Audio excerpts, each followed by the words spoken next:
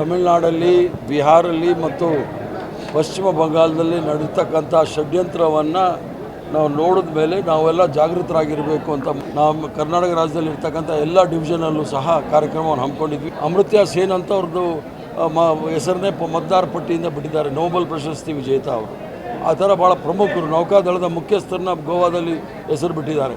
ಭಾರತೀಯ ಜನತಾ ಪಾರ್ಟಿಯವ್ರದ್ದು ಹಗರಣಗಳು ನಾನು ಹೇಳಿದ್ರೆ ಇಡೀ ರಾಷ್ಟ್ರದಲ್ಲಿ ಅವ್ರ ಅಧಿಕಾರಕ್ಕೆ ಬಂದ ಮೇಲೆ ಅತಿ ಹೆಚ್ಚಿನ ಶ್ರೀಮಂತ ರಾಜಕೀಯ ಪಕ್ಷ ಅಂದರೆ ಭಾರತೀಯ ಜನತಾ ಪಾರ್ಟಿ. 4,000 ಕೋಟಿ ಇದೆ. ಎಲ್ಲಿಂದ ಹಣ ಬಂತಂತೆ? ನಾವು ಬಡವರ ಪಕ್ಷ, ಅದಕ್ಕೋಸ್ಕರ ನಾನು ಎಲ್ಲ ಸಭೆಗಳಲ್ಲೂ ಸಹ ಹೂನಾರ ಹಾಕಬೇಡಿ, ಹಣ ಚೆಕ್ ಕೊಡಿ ಅಂತ ಕೇಳ್ತಾ ಇದ್ದೀನಿ. 106 ಎಕರೆ ಜಮೀನು ತೊಗೊಂಡಿದ್ದಾರೆ 50 ಲಕ್ಷ ರೂಪಾಯಿದಲ್ಲಿ. 1 ಎಕರೆಗೆ ಅಲ್ಲಿ 10 ಕೋಟಿ ರೂಪಾಯಿ, 800 ಕೋಟಿ ರೂಪಾಯಿ ಘೋಟಾಳ ಇವರೇ ಮಾಡಿದ್ದಾರೆ. ಖರ್ಗೆ ಅವ್ರ ಮೇಲೆ, ಯಾಕಂದರೆ ಅವರು RSS ಮೇಲೆ ಟೀಕೆ ಮಾಡ್ತಾ ಇದ್ದಾರೆ, ಅದಕ್ಕೆ ಡೈವರ್ಟ್ ಮಾಡೋಕ್ಕೆ ಈ ಪ್ರಯತ್ನ ಮಾಡ್ತಾ ಇದ್ದಾರೆ. SIR ಬಗ್ಗೆ ನಾವು ರಾಷ್ಟ್ರದಾದ್ಯಂತ ಕರ್ನಾಟಕ ರಾಜ್ಯದಲ್ಲೂ ಸಹ ಇಡೀ ರಾಜ್ಯದಲ್ಲಿ SIR ಬಗ್ಗೆ ಜಾಗೃತಿಯನ್ನು ಮೂಡಿಸಲಿಕ್ಕೆ ಪ್ರಯತ್ನ ಮಾಡ್ತಾ ಇದ್ದೀವಿ. ಮೂಲ ಉದ್ದೇಶ ನಾವೇನು SIR ವಿರುದ್ಧ ಇಲ್ಲ. SIR ಅಲ್ಲಿ ತಮಿಳುನಾಡಲ್ಲಿ, ಬಿಹಾರಲ್ಲಿ ಮತ್ತು ಪಶ್ಚಿಮ ಬಂಗಾಳದಲ್ಲಿ ನಡೀತಕ್ಕಂಥ ಷಡ್ಯಂತ್ರವನ್ನು ನಾವು ನೋಡಿದ ಮೇಲೆ ನಾವೆಲ್ಲ ಜಾಗೃತರಾಗಿರಬೇಕು ಅಂತ ಮೂಲ ಉದ್ದೇಶದಿಂದ ನಾವು ಕರ್ನಾಟಕ ರಾಜ್ಯದಲ್ಲಿ ಇರ್ತಕ್ಕಂಥ ಎಲ್ಲ ಡಿವಿಷನಲ್ಲೂ ಸಹ ಕಾರ್ಯಕ್ರಮವನ್ನು ಹಮ್ಮಿಕೊಂಡಿದ್ವಿ. ಮೊನ್ನೆ ಮಂಗಳೂರಲ್ಲಿ ಆಯಿತು, ಇವತ್ತು ಹುಬ್ಬಳ್ಳಿ ಮತ್ತು 28ಕ್ಕೆ ಮೈಸೂರು ಮತ್ತು 30ಕ್ಕೆ ಬೆಂಗಳೂರಲ್ಲಿ ಮಾಡ್ತಕ್ಕಂಥ ಕಾರ್ಯಕ್ರಮ. ಇದರಲ್ಲಿ ನಾವು ಕೂಡ ಇದು ಪ್ರತಿ ವರ್ಷ ಜನವರಿನಲ್ಲಿ ಆಗಬೇಕಾಗಿರ್ತಕ್ಕಂಥದ್ದು ಪರಿಷ್ಕರಣೆ. ಆದರೆ 2004 ಆದಮೇಲೆ 2014ರಲ್ಲಿ ಆಗಬೇಕಾಗಿತ್ತು, ಆವಾಗ ಮಾಡಲಿಲ್ಲ. 2021 ಜನಗಣತಿ ಆದಮೇಲೆ ಮಾಡ್ತೀನಿ ಅಂದವರು ಮಾಡಲಿಲ್ಲ.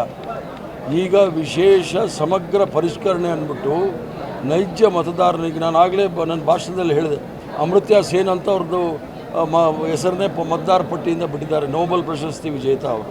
ಆ ಥರ ಭಾಳ ಪ್ರಮುಖರು ನೌಕಾದಳದ ಮುಖ್ಯಸ್ಥರನ್ನ ಗೋವಾದಲ್ಲಿ ಹೆಸರು ಬಿಟ್ಟಿದ್ದಾರೆ. ಆ ಥರ ಇವ್ರಿಗೆ ಯಾರು ವಿರೋಧ ಇದ್ದಾರೆ ಅವರ ಹೆಸರನ್ನು ಮತಪಟ್ಟಿಯಿಂದ ತೆಗ್ತಕ್ಕಂಥದ್ದು ಇವ್ರದ್ದೊಂದು ರೂಢಿಯಾಗಿದೆ. ಅದು ಆಗಬಾರ್ದು. ನಮ್ಮ ಕಾರ್ಯಕರ್ತರೆಲ್ಲ ಜಾಗೃತರಾಗಿ ಪ್ರತಿ ಮನೆಗೂ ಹೋಗಿ ಅಲ್ಲಿ ಅವರ ಹೆಸರುಗಳನ್ನು ಎನ್ಯುಮರೇಷನ್ ಫಾರಮಲ್ಲಿ ದಾಖಲು ಮಾಡಿ ಅದನ್ನು ಎಲೆಕ್ಷನ್ ಕಮಿಷನ್ಗೆ ಅಥವಾ ಏನು BLO ಬರ್ತಾರೆ, ಬ್ಲಾಕ್ ಲೆವೆಲ್ ಆಫೀಸರ್ಸು, ಅವ್ರಿಗೆ ಕೊಟ್ಟು ಸಂಪೂರ್ಣ ದಾಖಲಾತಿ ಇಟ್ಕೊಳ್ಬೇಕು ಅನ್ನೋ ಒಂದು ಮಾಡಿದ್ದೀವಿ. ನಮ್ಮ ಮೂಲ ಉದ್ದೇಶ ಏನು ಅಂದರೆ ಇದರಲ್ಲಿ ವಂಚಿತರಾಗೋದು ಯಾರು ಅಂತ ಹೇಳಿದರೆ ಬಡವರು, ಅಲೆಮಾರಿಗಳು, ಆದಿವಾಸಿಗಳು, ದಲಿತರು, ಅಲ್ಪಸಂಖ್ಯಾತರು, OBCಗಳಲ್ಲಿ ಭಾಳ ತೊಂದರೆ ಆಗ್ತಕ್ಕಂಥದ್ದು. ಯಾಕಂದರೆ 11 ಡಾಕ್ಯುಮೆಂಟ್ನ ಕೊಡಬೇಕು ಅಂತೇಳಿ ಎಲೆಕ್ಷನ್ ಕಮಿಷನ್ ಹೇಳ್ತಾ ಇದೆ. ಕೆಲವರಲ್ಲಿ ಡಾಕ್ಯುಮೆಂಟ್ ಇರ್ಬೋದು, ಇಲ್ಲದೇ ಇರ್ಬೋದು. ಆದರೆ ನಾವು ನಕಲಿ ಮತದಾರನ ತೆಗಿಬಾರ್ದು ಅಂತ ಹೇಳೋದಿಲ್ಲ. ನಕಲಿ ಮತದಾರನ ತೆಗಿರಿ ಅಂತ ಹೇಳ್ತೀವಿ. 2 ಹೆಸರು ಇರ್ತಕ್ಕಂಥ ಅವ್ರದ್ದು ಹೆಸರು ತೆಗಿರಿ ಅಂತೀವಿ.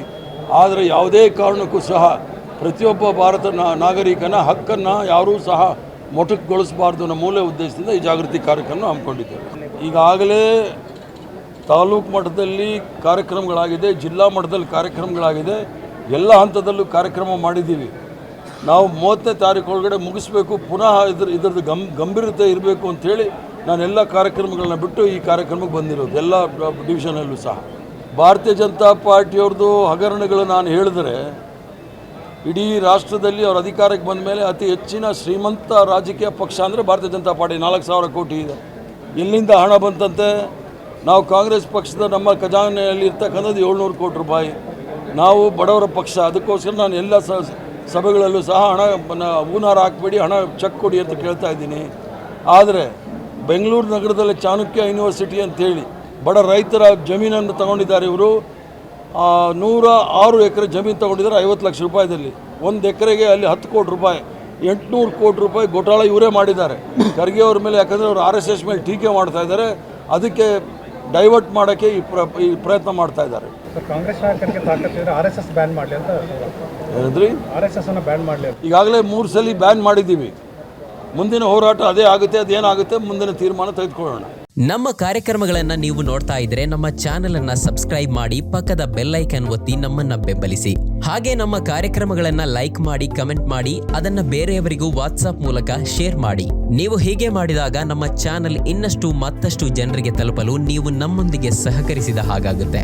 ಇದು ನೀವು ಯಾವುದೇ ಖರ್ಚಿಲ್ಲದೆ ಕೆಲವೇ